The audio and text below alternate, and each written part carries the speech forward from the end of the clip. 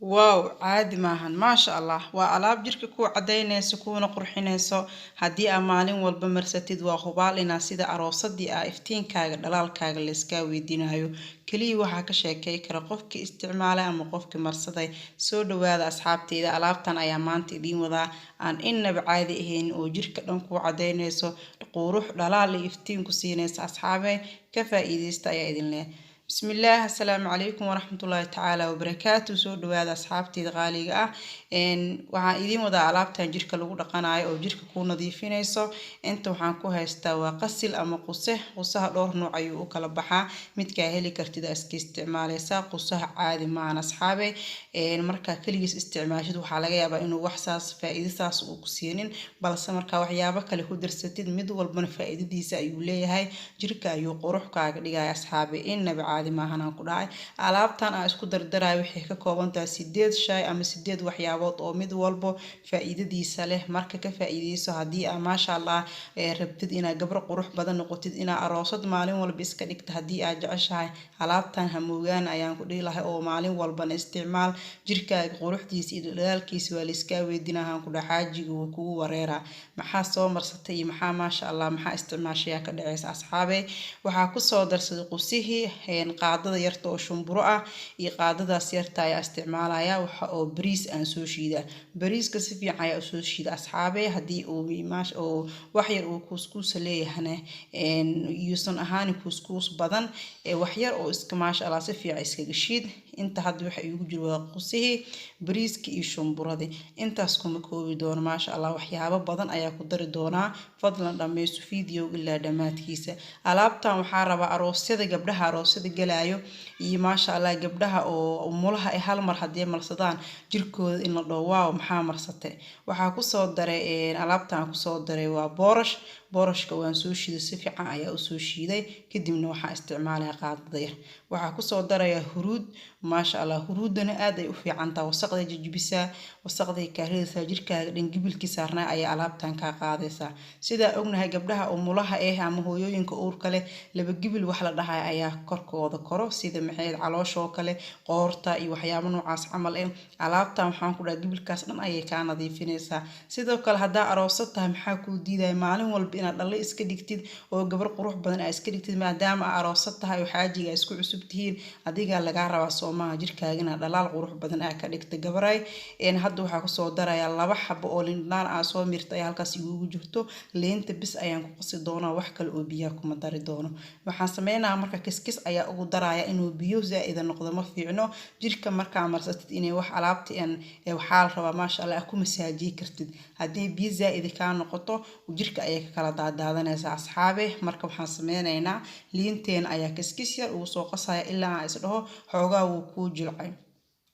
maasha Allah hadaa jaan seleysid maalin dhaaf marso hadaa maalin walba marsatid waa marsa kartaa maasha Allah jirka ay ku qurxinaysa waa alaab aan laga sheekeeyay maasha Allah qofka isticmaalo oo soo tijaabi oo kali ay alaabtan ka sheekay karo qofka isticmaalay waxa laga yaabaa inuu dhaho maxay faa'iido u leedahay alaabtan maasha Allah soo tijaabi insha Allah natiijada aad ka soo heshaan ila soo wadaaga asxaabteeda wali way adagtaa sida u jeedaan waxa rabnaa inaan jilcino waxyaabihii noo dhimanayeen aan ku soo darsano intaas oo kaliya kuma dhaafeen asxaabteeda qaaliga wax walba oo aad heli kartid ayaa isku darsan kartaa maasha Allah alaabtan had isticmaalayo hadii aadan hal xabo ama laba haysan waa iska dhaafi kartaa dhowr waxyaabo ayaa isku dar soo ma ahan marka maasha Allah alaabtan caadi ma asxaabeyaan ku dhahay alaabtan dhowr mar waa soo galiyay waxyaabo lagu dhaqdo jirka gabdhaha umulaha iyo aroosyada ee marsadaan balse way ka duwan tahay mar walba waxa rabaa alaabta ka sii sareyso ama ka qurux badan ama jirka maasha Allah ka dhageysto inay idin soo gudbiyo idin la wadaago maasha Allah alaabtan waxa sameynaysaa adigoo musqusha baafka dhex taagan ayaa marsanaysaa jirka dhan ayaa marinaysaa waa ku masaajeena hadii ay haysatid buraashka jirka lagu dhaqane waa ku sii marsan kartaa oo waa ku sii buraash kartaa maasha Allah jirkaaga dhan ayaa ku masaajeena waa gaarsiinaysaa meel walbo kadib waxa sugaysaa xoogaa yar 15 daqiiqo 20 daqiiqo baafka dhexdiisa adigoo u taagan 20 daqiiqo kadib waa iska dhaqaysaa maasha Allah waxaan ku dhahay saabuun iyo maxay shaambo jirka lagu dhaqaayo iyo waxaas dhan uma baahanayso jirkaaga ka dareemaysaan ku dhaa liish uu noqonaya qurux lagama sheekay karo hal mar oo isticmaashid laba mar oo isticmaashid ayaa ku ogaanaysaa natiijada iyo sida uu noqonayo sida jirkaaga ka dareemaysid intaas kadib marka alaabtan iska dhaqdo waxaa lagaa rabaa inaad marsatid saliidaha loogu talagalay jirka ama kareemooyinka boodiga loogu talagalay maasha allah hadda waxaa ku daraya caanaha budada ah caanaha caadiga waa isticmaali kartaa balse ha iska badin waayo alaabta ay qasanaysid inay biyo ka noqoto lama rabo xoogaa inay adkaato waayo hadda caanahaas budada ee laba qaada ay ahayn qaadi iyo bar camal ayaa ku daray barka kale waa iska reebay intaas ayaa ku qasaya waa isdhex gelinaya maasha allah caadi ma caanaha budada ee dhowr fitamiino ayay ku jiraan asxaabi fitamiinadaas ayay jirka siinayaan maasha allah ku dhaw waa alaab aan laga sheekay karin marka hadda waxa sameeynaa waa isku qasanaynaa si fiican ayaa isku dhex gelinaya waxyaabihii kale ee dhimanna waa isla arki doonaa asxaabe kuuskuus inuu iga yeeshto ma rabo si fiican ayaa qaadada ugu qasaya waana u jeedaan biyo zaaidana maahan adeegna ma ahan labada xabo oo liindhanaanta aan soo miirta ayaa ayaan rabaa ka badan in aan ku qasinin oo intaas ka badan ma rabo inaan ku qaso haddaa adiga hal mar marsanaysid alaabtan waad qasan kartaa wax markaas kugu filan haddii aad rabtidna waxaa samaysanaysaa wax badan talaajada ayaad gashanaysaa maalin walba ayaadna marsan kartaa maasha allah hadda waxaa kusoo dara qaado oo saliida olive oil ah haddaadan haysan waxaa ku bedeli kartaa saliidan oo coconut oil saliid qumbada maasha allah tan aad isticmaalaysidna ahaato saliidda originaalka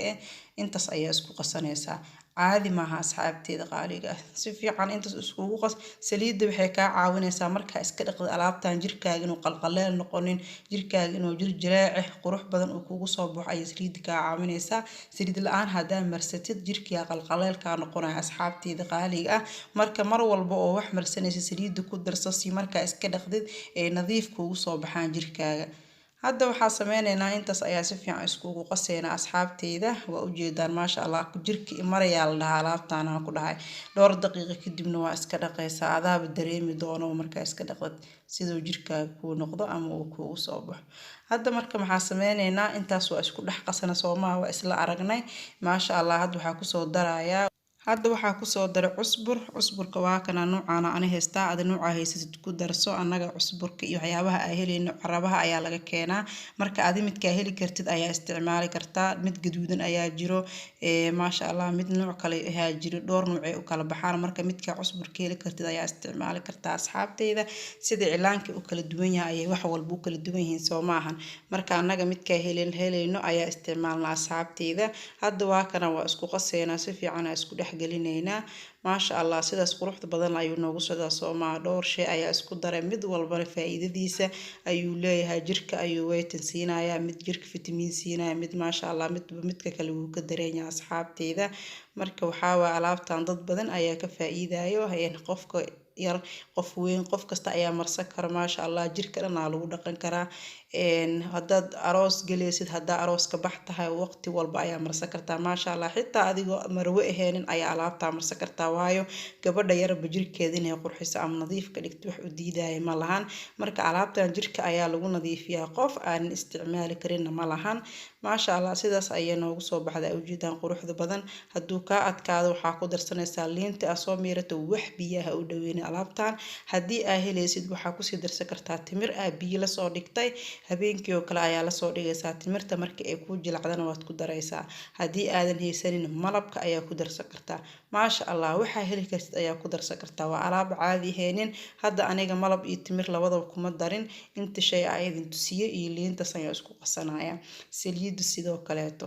waa alaab aad u fudud sooma asxaabay gurigaagan aad ka heli kartid gabdhaheena badanaa guryaha cusbur iyo cilaan way u yaalaan sidoo kale qasil iyo wax walba huruud waa laga helayaa marka alaabtaas la isku darsanaysaa dhac jirkaaga dhac ku siisanaysaa intaa washaada haysatid kadibna 15 daqiiqo 20 daqiiqo waa iska dhaqaysaa quruxaan ku dhaa maasha allah lagama sheekey karo jirkaaga le ku nadiifsa waa gurigaaga adigoo joogo saaluunba aadin maxaa la dhahaa gabar heblaay kaale wax ii mar aadan dhihin ayaa isnadiifinaysaa maasha allah caruusad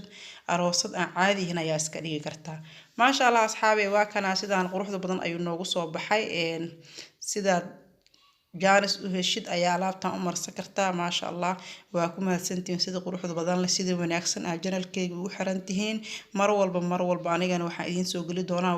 wax faa'iido leh iyo waxaa isleeyahay asxaabtaada way ka faa'iidi doonaan fadlan sii shaagaree fiidiyooga haddii uu ku cajibiyey asxaabtaada la sii wadaag laagta naga iloobin kuminti qurux badanna hoos noogu reeb dhiirigelin ayuu inoo yahay waana ku mahadsantaa daawashadaada nabadgelyo assalaamu calaykum waraxmatullaahi tacaala wabarakaatuh